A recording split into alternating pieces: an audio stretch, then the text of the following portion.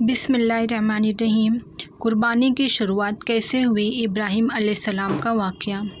حضرت ابراہیم علیہ السلام جو ایک جلیل القدر پیغمبر ہیں، ان کے بیٹے اسماعیل علیہ السلام جب اتنے بڑے ہو گئے کہ چلنے پھرنے لگے تو انہوں نے خواب میں دیکھا کہ میں اپنے بیٹے کو ذبح کر رہا ہوں۔ اب کیونکہ نبیوں کا خواب سچا ہوتا تھا اور اللہ کی طرف سے ہوتا تھا، اس لیے یہ صاف ظاہر تھا کہ یہ خواب نہیں بلکہ اللہ کا حکم ہے۔ حضرت ابراہیم علیہ السلام کا بیٹے سے مشورہ، اس لیے انہوں نے اپنے بیٹے سے پوچھا کہ میں نے ایسا خواب دیکھا ہے، تمہاری اس میں کیا رائے ہے؟ تو بیٹے نے جواب دیا، اے ابا جان، آپ جو حکم ملا ہے اس پر عمل کیجیے، انشاءاللہ آپ مجھے صبر کرنے والوں میں سے پائیں گے۔ پھر ہوا یہ کہ حضرت ابراہیم علیہ السلام نے ایک چھری لی اور اپنے بیٹے اسماعیل علیہ السلام کو لے کر ذبح کرنے کی نیت سے مینا کی طرف چلے۔ مینا شریف سے 3 میل دور 2 پہاڑیوں کے بیچ ایک بہت لمبا میدان ہے، اس کو مینا کہتے ہیں۔ شیطان کا پہلی بار بہکانا۔ جب ابراہیم علیہ السلام مینا میں داخل ہونے لگے تو ان کے بیٹے کو شیطان بہکانے لگا۔ حضرت ابراہیم علیہ السلام کو پتہ چلا تو انہوں نے اللہ اکبر کہہ کر شیطان کے ساتھ کنکریاں ماری، جس کی وجہ سے وہ زمین میں دھنس گیا۔ دوسری بار بہکانا۔ دونوں باپ بیٹا آگے بڑھے تو زمین نے شیطان کو چھوڑ دیا۔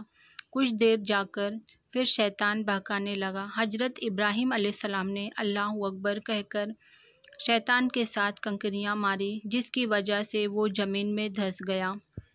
تیسری بار بہکانا۔ دونوں باپ بیٹا آگے بڑھے تو شیطان نے پھر ایسا ہی کیا تو حضرت ابراہیم علیہ السلام اللہ اکبر کہہ کر شیطان کے ساتھ کنکریاں ماری، جس کی وجہ سے وہ زمین میں دھنس گیا۔ حضرت ابراہیم علیہ السلام کا بیٹا کو قربان کرنا آخرکار پھر اللہ تعالیٰ کی خوشی و رضامندی کے لیے حضرت ابراہیم علیہ السلام نے وہ کارنامہ انجام دیا جس کو نہ اس سے پہلے زمین نے دیکھا تھا اور نہ ہی آسمان نے اور نہ ہی اس کے بعد دیکھیں گے۔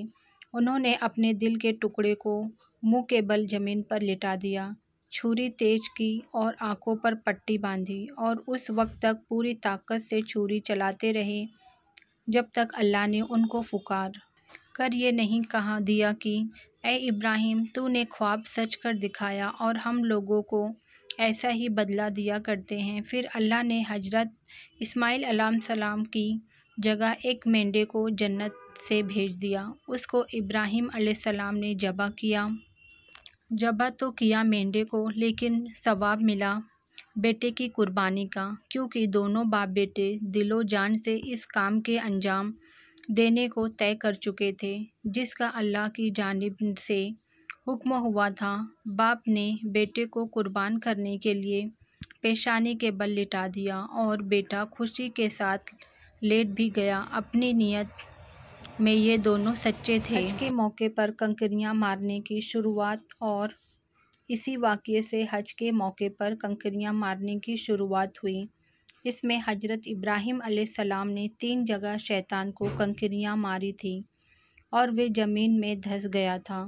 اب ان جگہوں پر پتھر کے مینارے بنا دیے گئے ہیں جہاں ہر حاجی 7 کنکریاں مارتے ہیں۔ اسی واقعے سے قربانی کی شروعات ہوئی۔ اس کے بعد اللہ کی رضامندی کے لیے جانوروں کی قربانی کرنا عبادت میں شمار کیا جاتا ہے، اور پھر محمد رسول اللہ صلی اللہ علیہ وسلم کی امت پر بھی قربانی واجب ہو گئی۔